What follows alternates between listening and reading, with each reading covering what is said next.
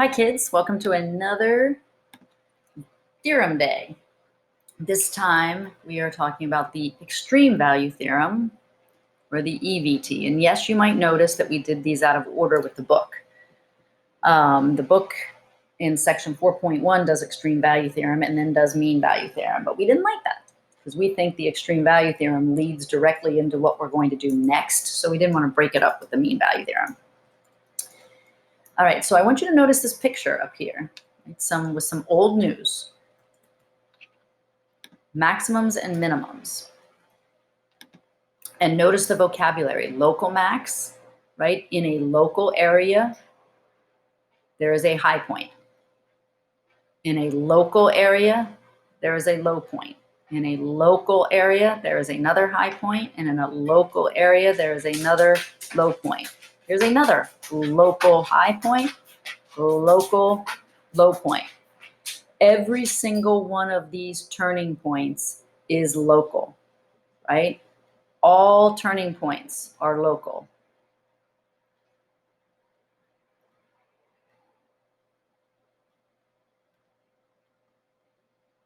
And I'm going to say local extrema. Extrema is plural, and it covers either maxes or mins. All turning points are local extrema. Sometimes some books, some websites will call local relative extrema. So that's a synonym. Look at me getting English into the math classroom. Some local extrema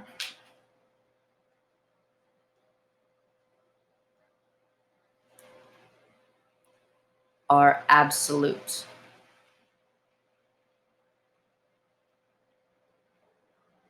Extrema. Okay, so, and notice there is a synonym for absolute, which is global, which means for the entire domain,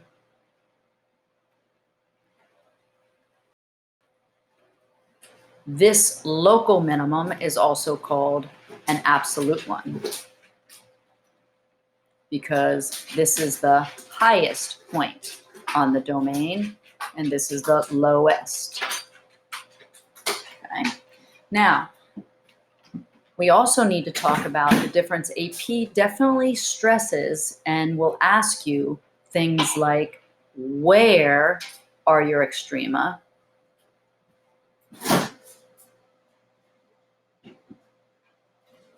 Or when do they occur?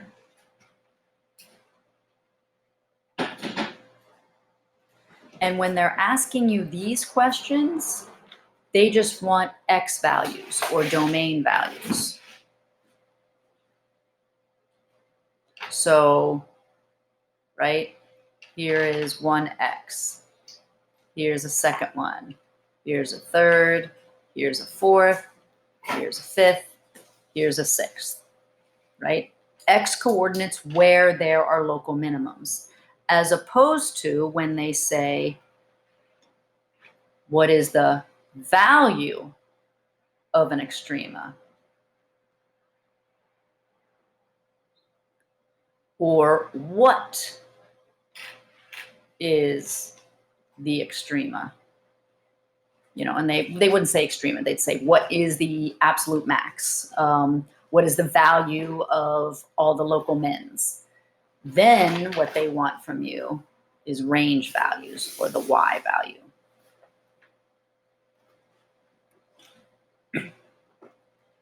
X values come from calculus.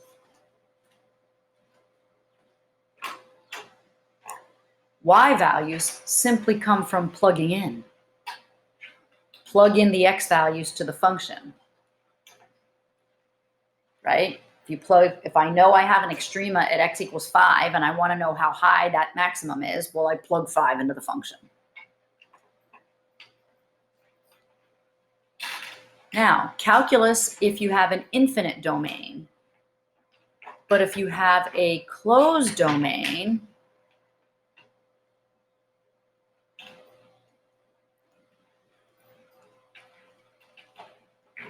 right? If you have a closed interval, well, the endpoint, this is also a local max, right? And this is a local min, right? That wasn't true if I had a continuous function. I'm sorry, an infinite one, right? Like y equals x squared. The domain is infinite. So the only maxes and mins, the only time I need calculus is when I'm looking for the x values on the interior of a domain, which of course, if your domain is infinite, it's all interior. But if you have endpoints, I don't need any calculus to investigate the endpoints, right? I just plug them into the function. All right, that's kind of the big idea of the extreme value theorem. So in reality, ever since the advent of the graphing calculator and the computers, we have machines that find these things for us without calculus. And that's awesome. And that's great because it gave, the calculator is not smarter than us, but it is much faster. But on the AP exam, you are specifically directed, these are in the directions you won't read, that if you ever are finding a max or min, even on a calculator portion, you must show the calculus that is used. It is an AP calculus test. All right, absolute extreme values. Absolute extremes are either maximum or minimum points on a curve. Duh. Okay. I kind of went over this, but this is just to make sure you have it in your notes.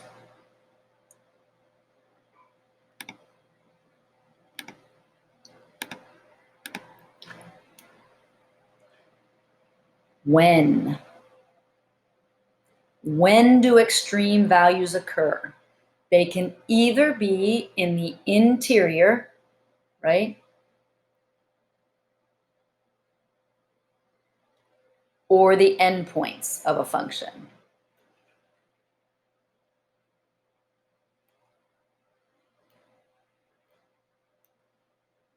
So, for instance, just a couple of obvious pictures here. There's my parabola, x squared. It has an infinite domain, right? This parabola that opens up has only one turning point. It is the minimum. It is the absolute minimum. And then that minimum occurs in the interior of the domain.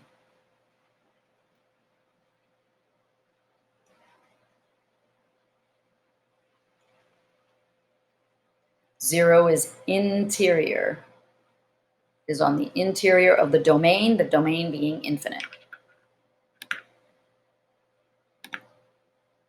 And there is no absolute max because of the end behavior. But what if I chop x squared? If I chop x squared and I make a closed interval, right, and I can write it with inequality notation, or I could write it like this, all of a sudden,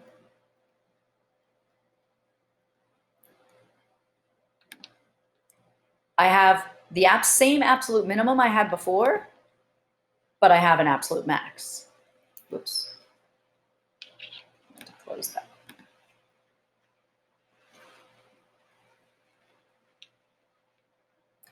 Those absolute mins and maxes, though,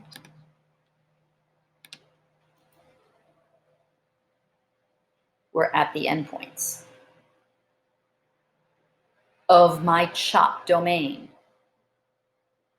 right?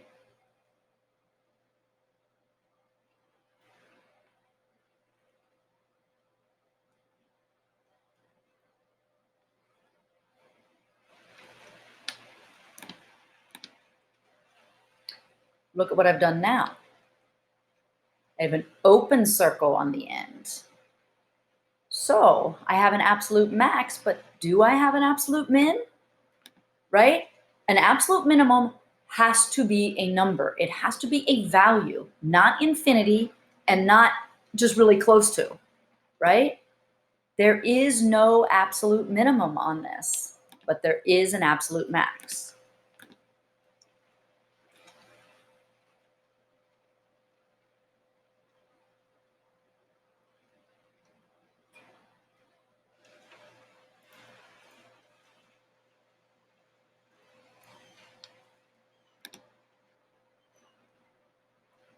What about this situation? Right? Not in the middle. Because of what x squared, because of the behavior of x squared on this interval, and because I did not close the endpoints, there is no absolute minimum or absolute maximum on this function, on this domain. So that's kind of the idea of the extreme value theorem. If f, which is a function, is continuous,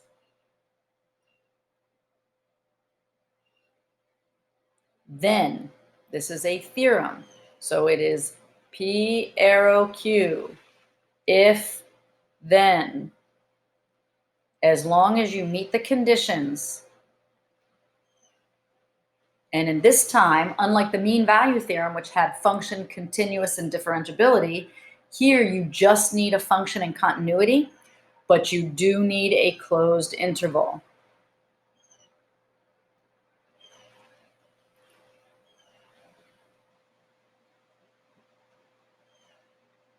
Then you are guaranteed that your function has a maximum, and they mean absolute and absolute minimum over that interval.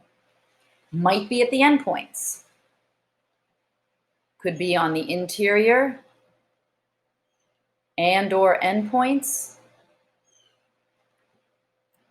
but you are guaranteed, as long as you have a continuous function on a closed interval, you are guaranteed to have an absolute max and an absolute min. That's the big idea of the EVT. So just some random pictures. Is that a function? Yes. Is it continuous? Yes. Did I close the endpoints? Yes. You are guaranteed an absolute max and an absolute min. This time, for this function, the absolute max and min are on the inside of the domain. For that function, the absolute max and absolute min are at the endpoints of the domain. For this one, the absolute min is at an endpoint, the absolute max is in the middle. Somebody, when we're in person, somebody always raises their hand at this point and says, what about a constant function like that? The EVT still holds, right? You have a function, it is continuous on a closed interval, it has an absolute max and an absolute min. It is all over, they're infinite though, and they're all at the same height. The absolute max and the absolute min are the same height, and there's an infinite amount of places where it occurs, right, at the same value. Don't talk to me about a vertical line, it's not a function.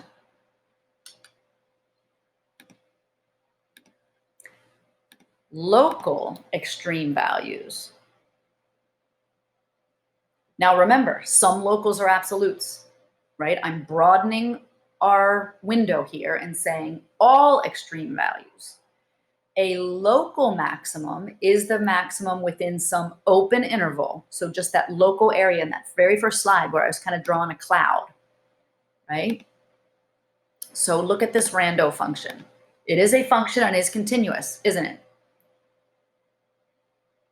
What I've drawn is a function, check, is continuous on a closed interval, check.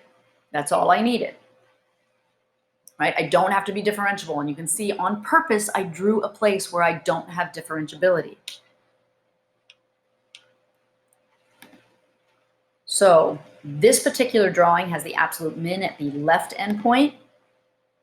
I can also call that a local. Now, just because I can call it a local doesn't mean I should. If it's an absolute, I should call it an absolute. It's kind of like holding a square behind your back and telling your friend that you're holding a rectangle, right? I have a rectangle behind my back. What's the visual that your friend has in their head? They don't have a square because you said rectangle. And then you pull it out and it's a square, and you say, guess what's behind my back, right? And oh, you pull it out and it's a square, and they say, that wasn't very nice, right? So if it's an absolute minimum, please do call it an absolute minimum, even though you're not wrong to call it a local maximum. You're just not nice. So there is a local maximum, a local minimum, an absolute maximum. That is the highest place, also called a local, and a local. Notice the right endpoint is the absolute minimum, the absolute max occurs within the domain. The right endpoint is just a local minimum. Keep telling you. Now, AP generally always uses local. But not all your textbooks, not all websites, not all classes beyond AP Calculus will call them local. So, question. When can you expect, and here's where the calculus comes in, when do you expect a local extrema? Right? Well, certainly at endpoints. If you have endpoints, you certainly know that you're going to have extrema at an endpoint. Might be absolute, might be local, but just a local, but certainly at endpoints. But on the interior,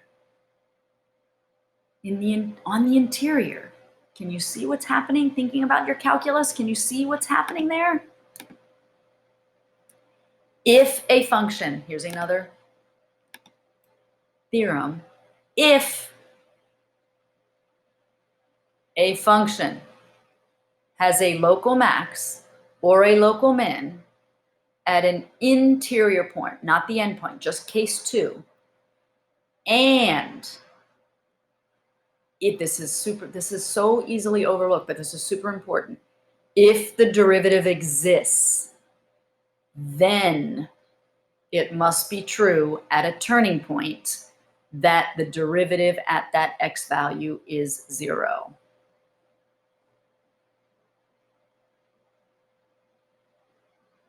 Now, you have to be very careful about what the if and then part is here.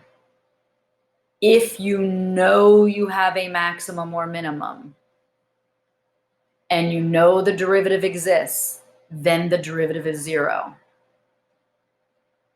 This isn't that useful, actually, because oftentimes I'm looking for maxes and mins.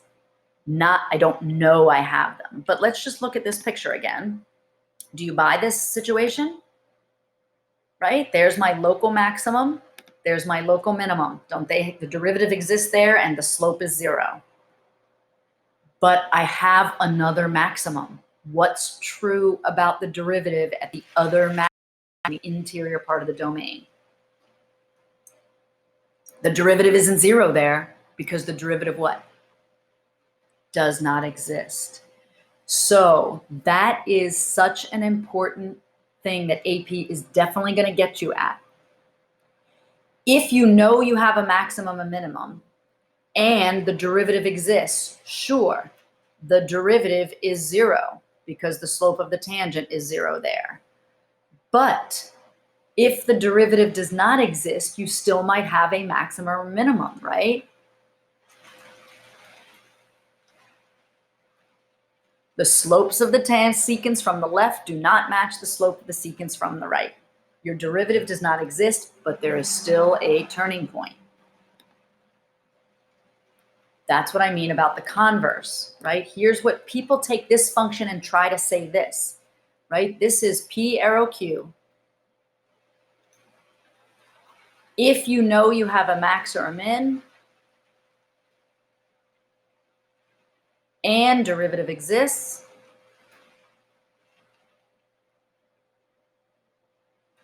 then Q is the derivative at that point must be 0.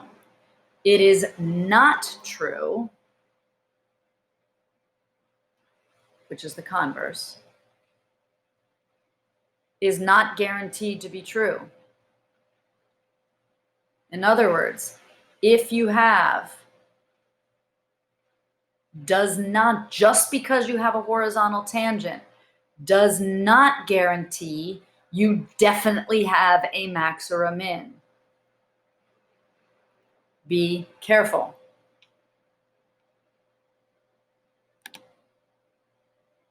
So, what's the deal with the converse not being true and this whole derivative not existing being true? Critical point. Definitely write this down in your notes. The definition of a critical point. I often call them my suspects.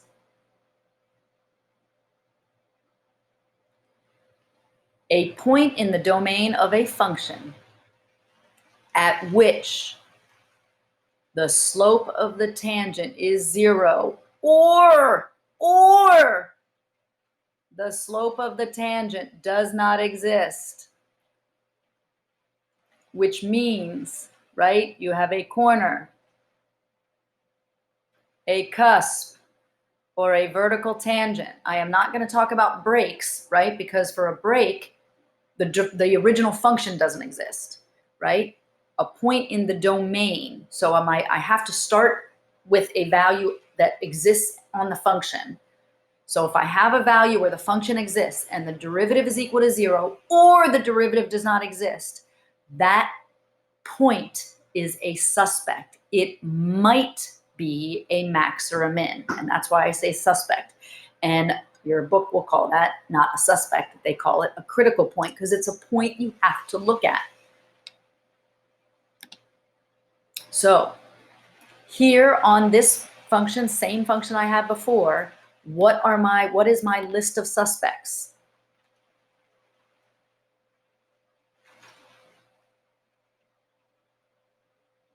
My list of suspects, or my critical points, really. Okay, if you want to be boring, we'll call those critical points. Make a list. Everywhere you see endpoints, always go on your list. If you have endpoints, they have to be on your list. Those are number one.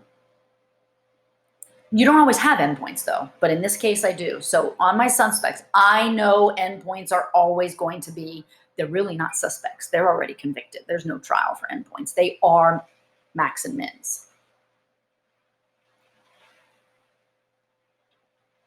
Where is the derivative equal to 0? Where does the derivative not exist? Endpoints definitely go on your list of max and mins. They go right there. No question, no trial. Right? So I have two separate lists. I have my suspect list, and then who did I convict to be maxes or mins? Endpoints automatically convicted.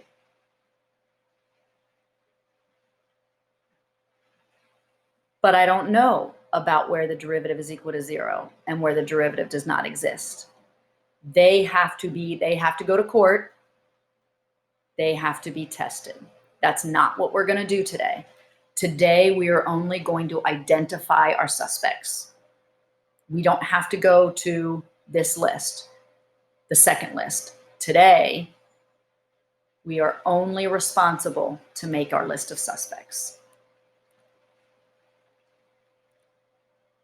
Okay, so endpoints went on our list where the derivative was equal to 0, went on our list where the derivative is undefined. Now, I don't need a test when I have a picture, right? When I have a picture, I can see what's going on, right? I can see the derivative where the derivative is equal to 0. I definitely have turning points, two turning points where I have the derivative not defined. I have a turning point. My endpoints I already knew were extreme values. So again, if you know you have a max or a min in the interior of a function, that always will have a critical point. On the interior, it will either be a place where the derivative is equal to 0 or where the derivative does not exist. But every critical point is not always a max or a min. Here's what I mean. There's the best example of that.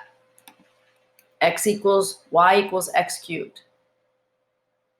Y equals x cubed, right here, there is a horizontal tangent. F prime of 0 is 0, and yet it is not. It is a critical point. This is critical.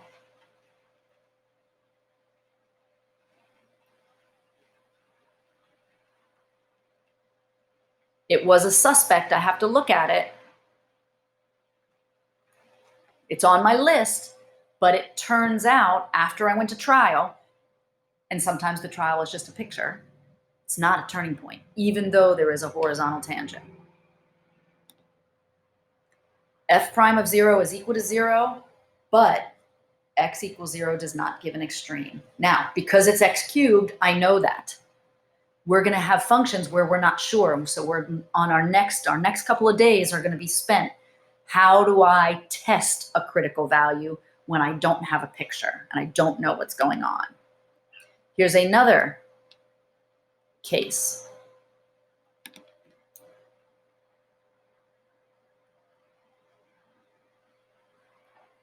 Zero, zero is a critical point. It goes on my suspect list, but it ends up being cleared. It's not convicted. It is not a max or a min. Why was it on my critical list?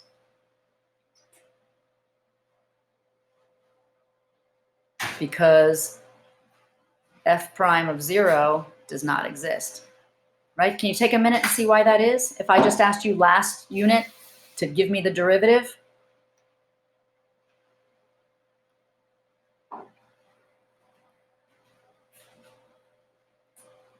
right? Let's write this like this way.